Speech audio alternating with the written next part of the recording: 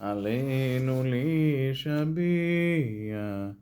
lado hakol latet gedula liose vereshi shelo asanu kegoye haratzon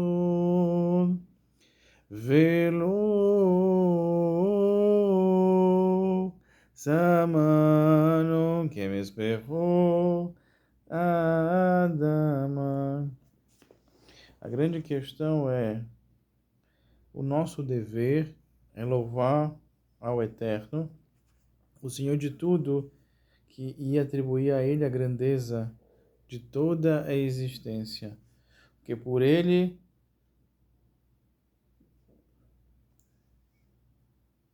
não nos tem feito como as demais nações do mundo, mas nos tem causado ser iguais às famílias da terra. Ou seja, como diria Humberto Gessinger em uma das músicas do Engenheiros do Havaí, todos iguais, mas uns mais iguais que os outros. Mas será mesmo que você é igual ao outro? Entenda, cada um de nós é um universo. Todo homem e toda mulher é uma estrela. Estamos na grandiosidade do Sefer Tirá, no 6º verso? Não. No 2º capítulo e no 6º verso? Sim. Mas a partir do 6º capítulo? Não. No 2º capítulo e no 6º verso. E assim traz: Yitza mamash meitnehu ve'ose edeino yisheinu ve'rotzav omdim gedolim meyur sheino nitfesh veze simah. Aqui nós temos o primeiro sinal: in kulan ein sopa bemema ve'ose dekoatzi ודקו השם אחד ושימה לדבר 22 afitzim baguf errado. Aqui nós temos em relação às letras. Então, Kadosh Baruch Hu formou a substância a partir do caos. Como diria os poetas, e é a mais pura verdade, até uma questão física quântica, a luz, o universo só pode vir, a ordem só pode vir através do caos. E fez, e não a existência vinha existência. Ou seja, aquilo que não tinha consciência da existência, da não existência, passa a ser existência. Então ele entalhou grandes pilares no ar, ou seja, então ele permutou e ele consagrou no ar, que não pode ser agarrado. Aquilo que não pode ser agarrado está em relação aos nossos pensamentos. Então, nós podemos transferir na nossa consciência os nossos pensamentos aquilo que a gente quer que seja e esteja no ar, que não pode ser agarrado. Então isso só pode ser um sinal. Aleph com Aleph, ele provê e transforma e faz tudo que é formado, tudo que é falado, um nome. Então o nome sagrado vem através da permutação das letras, que começa através da letra Aleph, e tudo passa a ser então falado, um sinal destas coisas, 22 objetos de um único corpo. Então, através de um único recipiente, está as 22 letras. Esse é o segredo de Bereshit bara Elokim vet hashamayim vet haaretz ve'et. Aí está as 22 letras. E nos adentramos no Sefer Tzirah. Ele entalhou a substância a partir do caos. Anteriormente, o Sefer Tzirah, ele estabelece que o Tohu, ou seja, que o caos, ele foi gravado e entalhado a partir da Ma'ain, da água, como foi explicado. Ali a água que alude à sabedoria, ou seja, que é a Horma, que é a base de toda a criação física. A água, aqui nesse caso mencionado, denota a mais primitiva raiz espiritual. Tal como existe no universo de Atzlut, o domínio das Sefirot, e foi daí que se formou o primeiro estágio da matéria, ou seja, de Tohu, que é o caos. O texto, então, ele estabelece algo muito interessante, que A consequência disso é a partir do caos se formou toda a matéria. A palavra empregada para a substância aqui é mamash, que também pode ser muito, como fosse um superlativo, se fôssemos usar e se usássemos o português. Então essa palavra provém da raiz de machash, que significa tocar também, ou que se produz de uma realidade que não somente pode ser vista, mas é física o bastante para ser tocada. E a gente vem sobre as não existências e as existências, o que é não existência vir à existência. É interessante que isso nos traz uma ideia e um conceito filosófico, mas isso é puramente cabalístico. Chokhmah, entretanto, que é a sabedoria, entretanto, não está no nível do nada, e desse nada todas as coisas foram criadas. Só pode algo vir do nada, olha que interessante, e dessa não existência Binah e Beriah, ou seja, o entendimento e na criação, que são chamadas existências, e Yesh, ou seja, vieram a ser. Yesh. Então ele entalhou grandes pilares assim traz o que é e o que é e o que há no ato de entalhar. A referência aqui é obviamente no verso, como consta em Provérbios, a sabedoria constrói a sua casa, entalhando os seus 7 pilares. O que seria entalhar é uma evidência mais do que a essa seção está falando na sabedoria. Entenda que o 7 tem uma relação com o todo, com a semana, com a Kabbalah e também com as Midot, que são referentes às 7 Sefirot. Discute-se às vezes sobre o significado desses 7 pilares, e nesse verso o Talmud diz em um certo lugar que se trata dos 7 dias da semana, como foi dito anteriormente. Em outro ponto, também que pode ser interpretado a partir do que é mencionado no Zohar, com as 7 ciências. E também isso é citado nos mestres que repassam a tradição das guildas de construção. E quais são as 7 ciências? Desculpem. Gramática, retórica, lógica, aritmética, música, geometria e astronomia. Os sagrados cabalistas ensinam que esses 7 pilares representam as 7 sefirot inferiores. Nós temos 3 sefirot posteriores, uma sefirot que ela é praticamente invisível, e 7 sefirot inferiores. A invisível é o conhecimento, que sempre está móvel. As superiores é Chokhmah Binah Da'at, que é parte acima do intelecto. E as 7 menores se referem a características primeiras ou primárias do ser humano. No sistema do Sefer Yetzirah fica claro que os 7 pilares representam as 7 duplas, e essas são as chamadas pilares, porque elas representam por linhas verticais o diagrama da árvore da vida. Nós temos 7 duplas, 3 mães e 12 simples, e assim formam as 22 letras. As 7 duplas, elas derivam das 3 mães. Isso se apoia na antiga versão de que, uma vez que a substância mamash se lê amsh, que Aleph, Men, Shim, que são as 3 mães, o texto ficaria então formou amsh. Aleph, Men, Shim do caos entalhou grandes pilares. Então a gente pode e devemos sair do caos, e saímos através das nossas boas midotas, boas características, como consta e assim traz no Pirkei Avot. Do ar que não pode ser agarrado. Os pilares são entalhados a partir do ar, que não pode ser agarrado. Anteriormente identificou-se o ar com fôlego, que por sua vez é associado com a primeira sefirá que quer ter. O ar também é associado com a letra Aleph. O Sefer Yetzirah então estabelece que a água está abaixo do fogo, assim como o ar no meio. Isso pode ser inicialmente algo difícil de entender. Beseder Gamur, já que o ar está associado com fôlego, com Keter, a Sefirat mais alta, e ela também está associada com Aleph, a primeira letra do alfabeto. Aqui nós temos uma terminologia puramente cabalística sobre a conceituação da formação dos universos.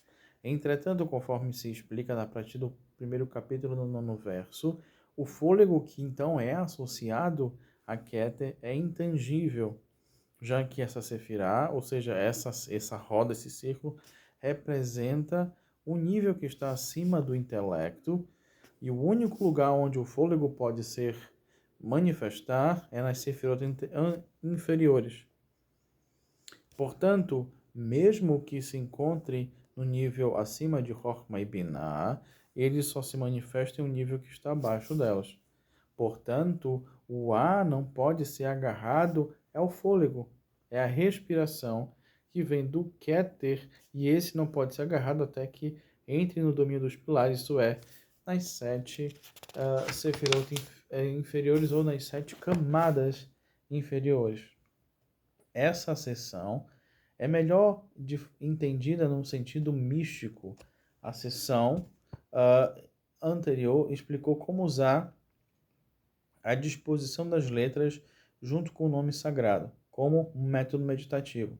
Uma das manifestações do estado meditativo é levado tal como em estados induzidos por drogas, alucinógenos e enteógenos, né? Como traz o próprio Carlos Castanheda no famoso livro da década de 80 e 90, A Erva do Diabo, onde Dom Juan e o Carlos Castanheda travam um contato e um acesso ao conhecimento através das chamadas plantas do poder, onde uma pessoa pode intencionalmente formar imagens mentais, e essas parecem ser reais e substanciais quando alguém está em um estado de consciência normal ou alterado.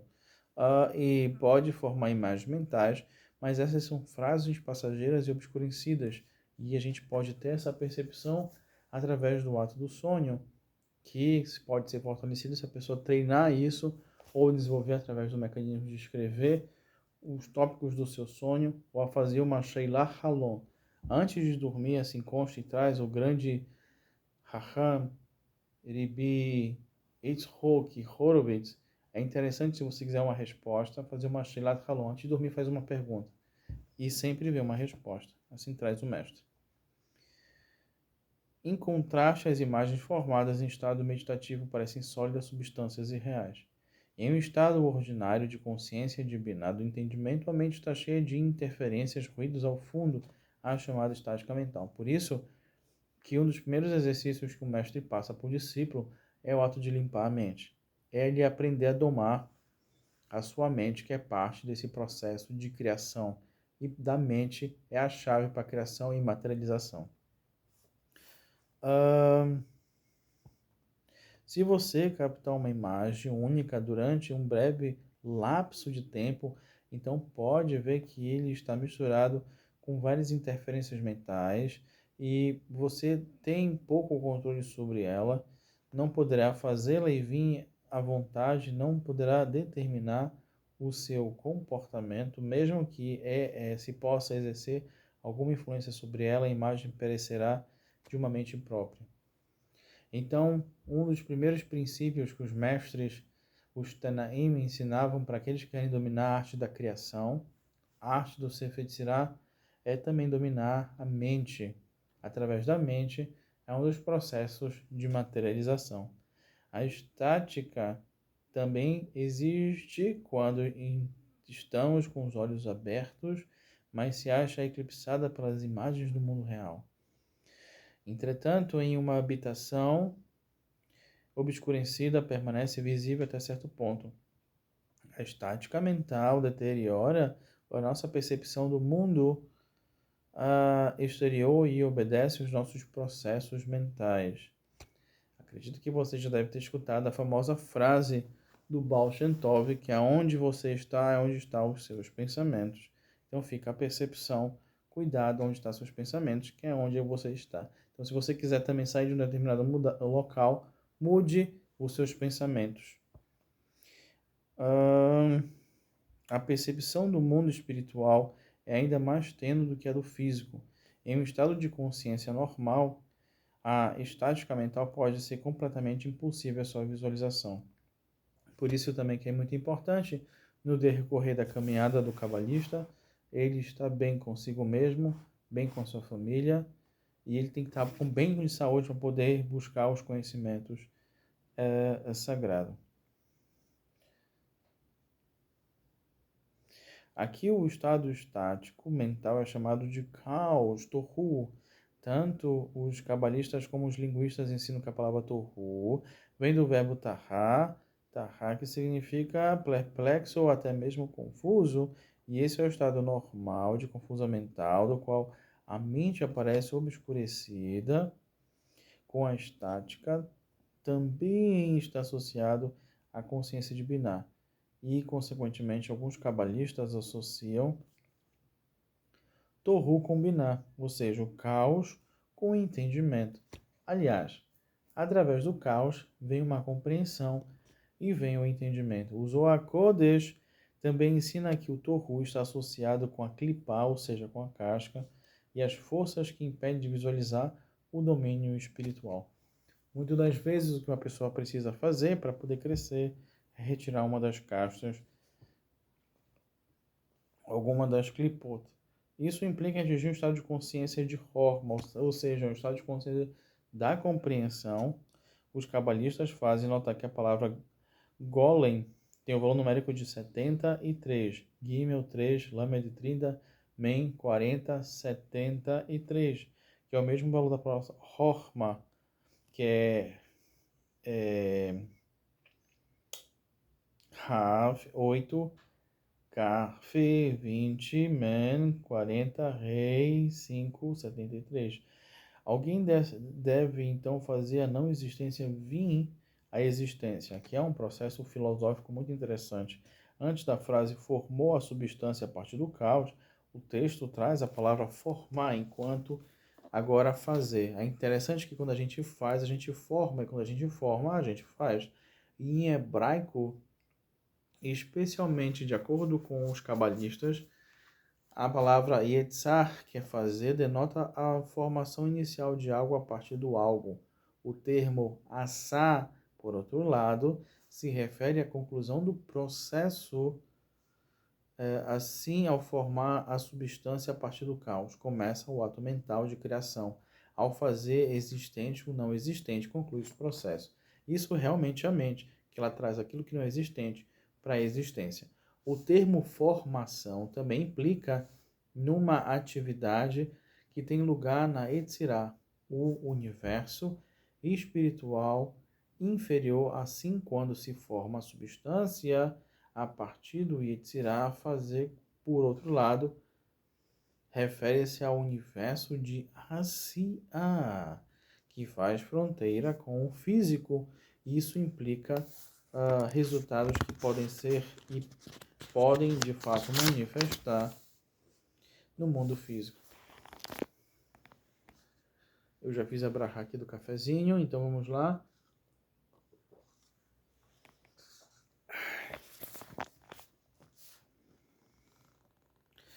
Para conseguir, isto é, para que a pessoa possa entrar plenamente no domínio do nada, do Ein Sof, que também é um dos nomes judeus, esse é o nível superior da consciência de Horma, que faz fronteira com Keter.